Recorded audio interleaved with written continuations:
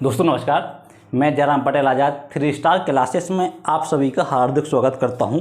दोस्तों, अगर हम मध्य प्रदेश के बारे में हालिया न्यूज को सुने, जानकारी को देखें, तो मध्य प्रदेश सरकार ने शिक्षा पात्रता परीक्षा वर्ग 3 की घोषणा की है ना। उन्होंने कहा है कि मध्य प्रदेश में जो शिक्षकों की परीक्षा है वर्ग 3 है, उसी वो जनवरी या दिसंबर जनवरी में ले लेंगे। दोस्तों, हमारी टीम ने यह निर्णय लिया है कि क्यों ना वर्ग 3 के सिलेबस को डिस्कस किया जाए, उसके बारे में लोगों को जानकारी दी जाए। अब जो हमारी कुछ टीम है, फैकल्टी है, उसमें से एक सर आए हुए हैं जिनका नाम है राजेश सर। वो आपको टीचर के बारे में जानकारी देंगे, इसमें कितने सब्जेक्ट हैं, इसका सिलेबस कैसा है ना, और सिलेबस संबंधित कहाँ से किस प्रकार के क्वेश्चन आते हैं, इन सब के बारे में वो आपको जानकारी देंगे। और सब्जेक्ट शुरू करेंगे मैथमेटिक्स। नमस्कार दोस्तों, मैं राजेश पटेल। आज आपको वर्ग 3 का जो एग्ज़ाम सरकार ने लेने का निर्णय लिया है दिसंबर जनवरी में, उसके कुछ सिलेबस के बारे में थोड़ा डिस्कस करता हूं। फिर उसके बाद अपना सब्जेक्ट मैथ के बारे में अपन आगे पढ़ेंगे। जैसा कि आप सभी परिचित हैं, बाल विकास, हिंदी, गणित, पर्यावरण और ऑप्शनल में संस्कृत, इंग्लिश, जो भी अपनी मनपसंद की लेना चाहे वहाँ से ले सकता है। तो शायद आप सभी जानते हैं कि सभी सब्जेक्ट 30 नंबर के आना है, 33 नंबर के टोटल 150 होगा, जिसमें से अगर आपको एग्ज़ाम क्वालिफाई करना है तो 120 प्लस तो चाहिए ही चाहिए है। तो इसमें से जो सारे पांचों सब्जेक्ट हैं, तो पांचों सब्जेक्टों में से 50% पेडालॉजी आना है प्रत्येक सब्जेक्ट की, और 50% सब्जेक्ट से आएगा। तो इसमें महत्वपूर्ण हो जाता है कि सब्जेक्ट के जो 15 नंबर हैं वो तो कवर होना ही चाहिए, उसके साथ ही पेडालॉजी का भी। तो अपन जैसे बाल विकास है,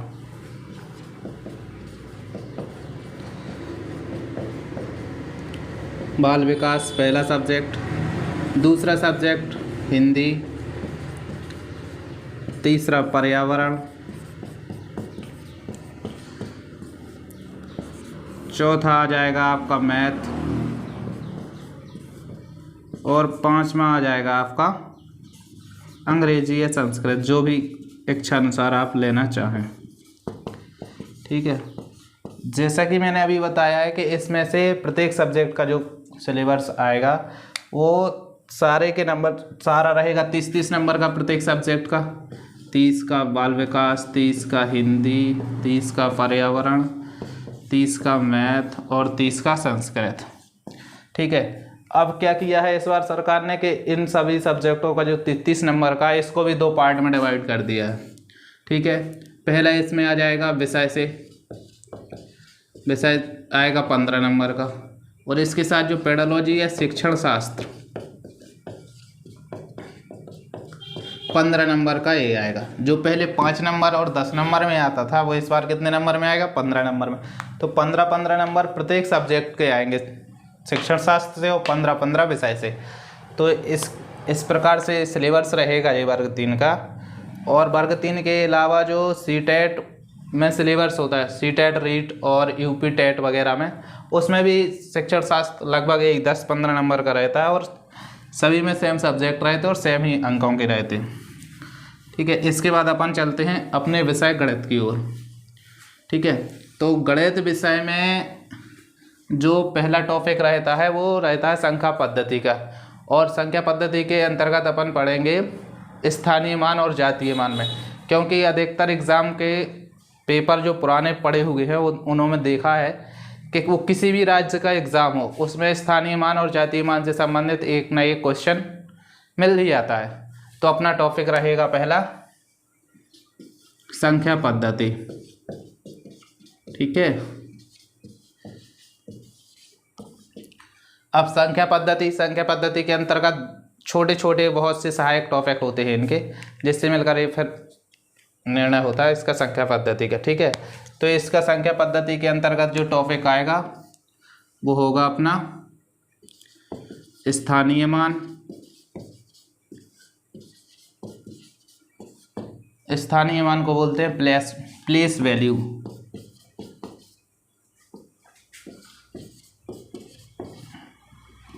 ठीक है,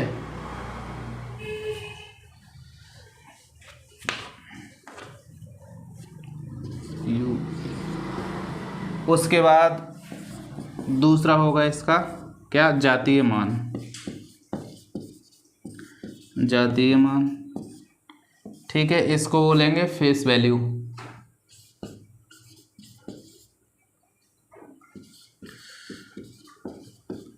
अब जातीय मान को अन्य नामों से भी जाना जाता है। जैसे कि जातीय मान को अपन बोल सकते हैं अंकित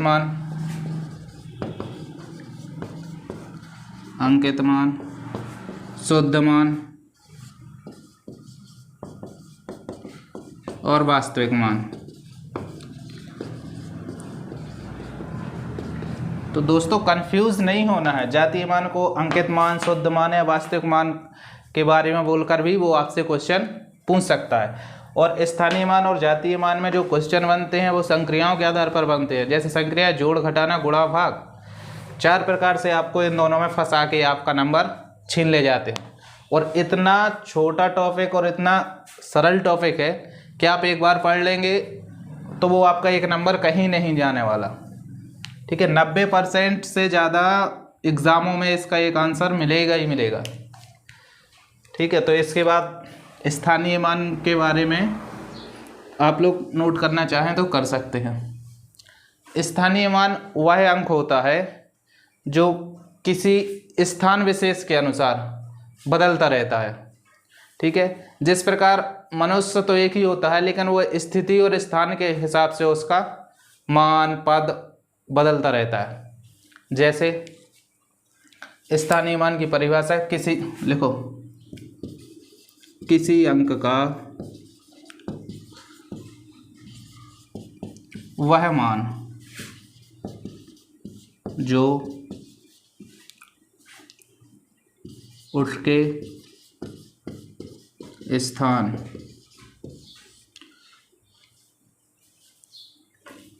विशेष के कारण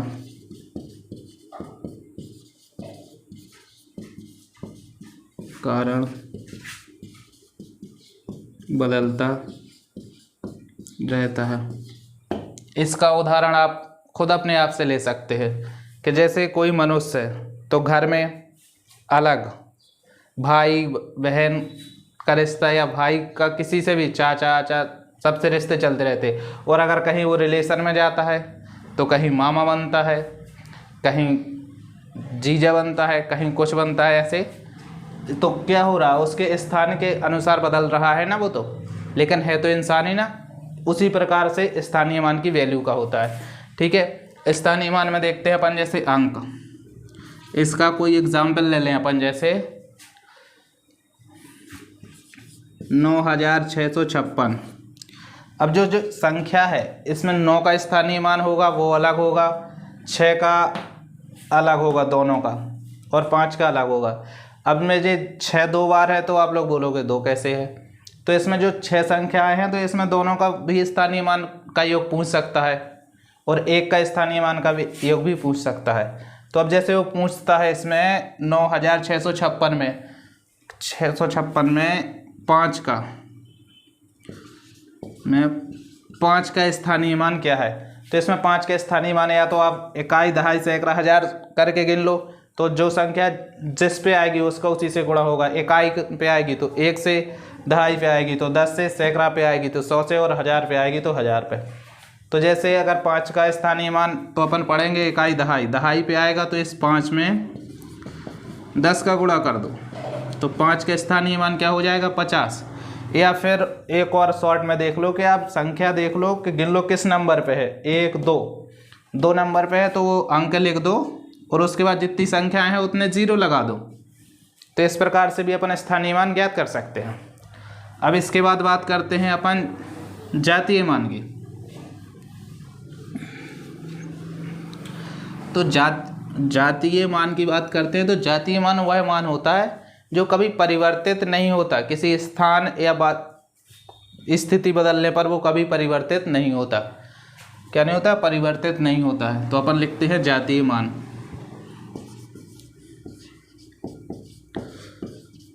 जातीय मान, ठीक है। तो जातीय मान वह मान होता है जो किसी भी स्थिति में परिवर्तित नहीं होता है। जातीय मान वह मान होता है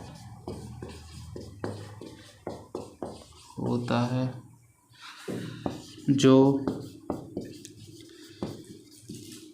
किसी भी स्थिति में परिवर्तित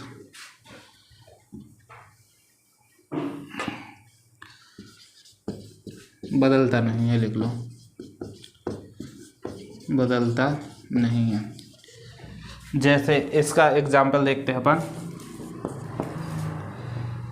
इसमें भी देख लो 9,665, ठीक है। अब इस संख्या में जिस भी संख्या का आप जातीय मान ज्ञात करेंगे तो स्थानीय मान तो परिवर्तित हो रहे थे, लेकिन जातीय मान परिवर्तित नहीं होंगे, चाहे वो किसी भी इकाई पे हो या दहाई पे हो या सैकड़ा पे हो या हज़ार पे हो।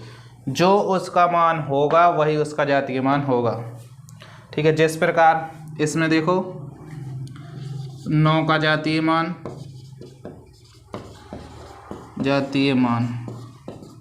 9 होगा, यानी जातीय मान यानी वास्तविक मान होगा जो उसका वही होगा। 9 है तो 9 रहेगा, 6 है तो 6 का 6 रहेगा, 6 का 6 रहेगा। इसी प्रकार 5 का 5 और 4 जितने भी अंक होंगे उसका जातीय मान कभी परिवर्तित नहीं होगा किसी स्थान विशेष को लेकर, ठीक है। अब महत्वपूर्ण बात आती है कि इसमें एग्ज़ाम में क्वेश्चन आते कैसे हैं। तो जो स्थानीय मान और जातीय मान से संबंधित क्वेश्चन है वो आते कैसे हैं। अब स्थानीय पहले तो वो आपसे क्या करेंगे, कोई संख्या दे देंगे, फिर उसमें आपको फंसाएंगे वो कि जातीय मान और अंकित मान। जातीय मान कभी परिवर्तित नहीं होते, इस बात को याद रख लेना अच्छे से। अगर जातीय मान परिवर्तित नहीं होते तो आप आराम से सवाल कर ले जाएंगे, ठीक है।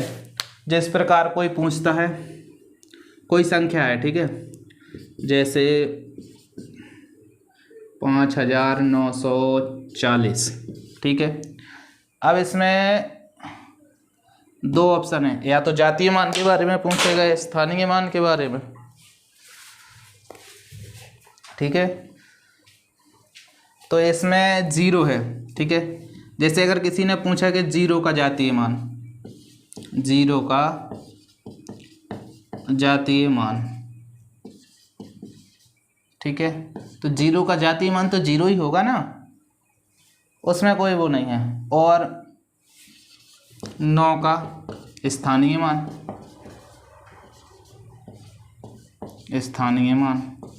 अब 9 का स्थानीय मान क्या होगा, तो इसमें अपन को देखना पड़ेगा इकाई दहाई सैकड़ा, तो 100 का गुणा करेंगे 9 में तो आ जाएगा 900, ठीक है। अब आपको वो आगे इसमें फिर करेगा, फंसाएगा कैसे।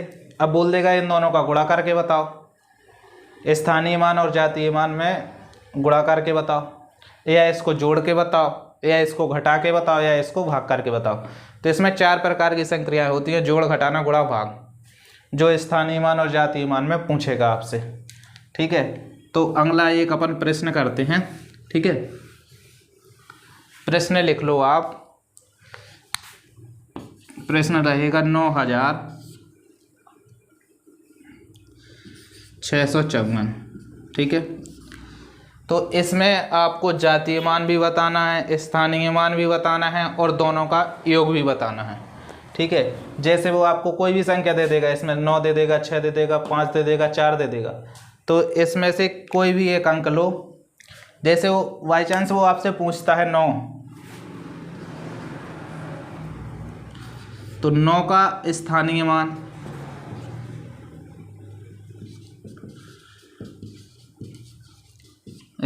मान, तो क्या होगा, इकाई दहाई सैकड़ा हज़ार, तो या तो 9 में 1000 का गुणा कर दो बराबर 9000 आ जाएगा, या फिर वही है कि 9 के बाद 3 संख्या है तो लास्ट में 3 जीरो लगा दिए बस। उसके बाद अब 9 में तो 9 का स्थानीय मान भी पूछ रहा हो, 9 का जातीय मान, तो इसमें 9 का जातीय मान क्या होगा, 9 का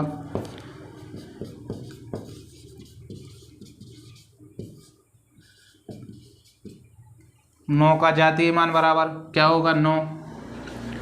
अब इसमें दोनों का योग करने के लिए बोल रहा है, क्या बोल रहा है, योग करने के लिए, तो जोड़ दिया। ठीक है, तो ये इसका आंसर आ जाएगा 9009। अगर वो इसी संख्या को लेकर, जैसे देखो सेकंड 9654 9654 में इधर 9 का किया जोड़ में, इसी में देखो 6 का इस स्थानीय मान व जातीय मान में अंतर, जातीय मान में अंतर पूछ ले तो। अब इसमें 6 में पूछ रहा है तो देखो इकाई दहाई सैकड़ा, तो पहले स्थानीय मान ज्ञात करते हैं। जैसे 6 का स्थानीय मान बराबर, ठीक है, तो इकाई दहाई सैकड़ा पे है तो 6 में 100 का गुणा कर दो बराबर 600, या 6 के बाद 2 है तो 2 जीरो लगा दिए वही है, और 6 का वही जातीय मान बराबर 6। जातीय मान मतलब जो कभी बदलता ही नहीं है। 6 देखो इसको माइनस किया कितना आ रहा 594। इस प्रकार से वो आपसे क्वेश्चन करता रहेगा। ठीक है, तो जिस जोड़ में घटाना में 2 चीज़ हो चुके हैं। अब इसके बाद गुणा और भाग शेष रहा है, जो अपन को स्थानीय मान और जातीय मान में जोड़ में तो वैसे प्रॉब्लम नहीं आनी चाहिए, ना घटाने में आना चाहिए। इसके बाद तीसरा क्वेश्चन देखते हैं, इसी संख्या में देखते हैं तीसरा क्वेश्चन, ताकि आप लोगों को समझने में आसानी हो। जैसे वो पूछता है आपसे 5, एक अंक दे देगा संख्या में से, उसी के बारे में अधिकतर पूछेगा। तो जैसे पूछता है 5 का स्थानीय मान, और अगर अनादर संख्या में जैसे पूछे, जैसे 1 का स्थानीय मान पूछ ले, दूसरे अंक का जातीय मान, और फिर उन दोनों का गुणनफल भी पूछ सकता है। तो इसको और करते हैं कि दोनों संख्याएं अलग अलग लेते हैं। अभी दोनों में जोड़ में घटाना में सेम संख्या ली थी, अब अलग अलग संख्या लेते हैं। जैसे पूछ रहा 5 का स्थानीय मान और इसमें से 4 का ले लो, 4 का जातीय मान का गुणनफल,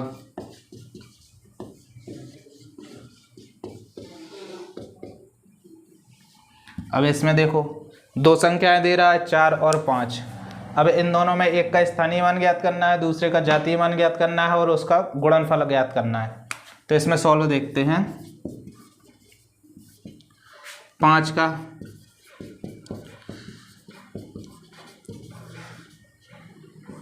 स्थानीय मान बराबर, अब 5 का स्थानीय मान जैसे बताया था इकाई दहाई गिन लो, तो 5 में फिर 10 का गुणा कर दो बराबर 50, या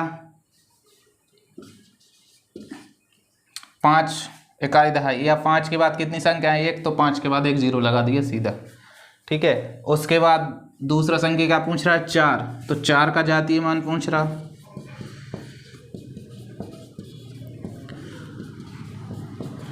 चार का जातीय मान पूछ रहा है, तो 4 का जातीय मान कितना होगा 4। अब इन दोनों का गुणनफल देख लो, गुणनफल बराबर 50 गुणे 4 बराबर 200। ये आपका आंसर हो जाएगा। इतने छोटे छोटे टॉपिक में भी अधिकतर गलती हो जाती हैं, क्योंकि स्थानीय मान और जातीय मान को अपन एक समझ लेते हैं, तो अधिकतर गलती ऐसे होती हैं। ठीक है, अब एक बचा है भाग का, तो अपन जी इसको मिटाते हैं, इसको मिटाते हैं, संख्या वही रहेगी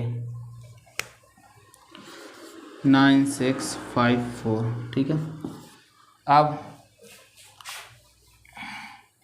इसमें भी देख लो, इसका करते हैं 6 का स्थानीय मान और 5 का जातीय मान, का भागफल।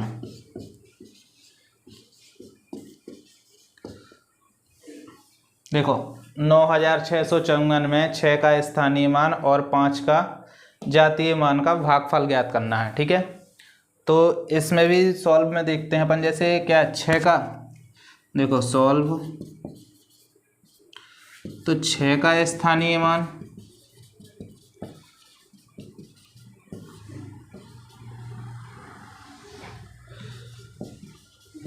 बराबर, देखो इकाई दहाई सैकड़ा, तो 6 में 100 का गुणा कर दो, तो ये 6 का स्थानीय मान कितना आ जाएगा 600। और पूछ रहा 5 का जातीय मान, तो 5 का जातीय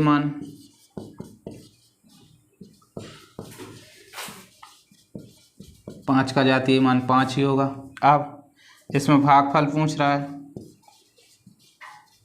तो अपन डायरेक्ट कर देते हैं। देखो 600 डिवाइडेड 5, तो 5 एकम 5, 5 एकम 5, 1 बचेगा तो इधर 10 होंगे, तो 5 दूनी 10 और 0 का 0। ठीक है, तो भागफल बराबर कितना आ जाएगा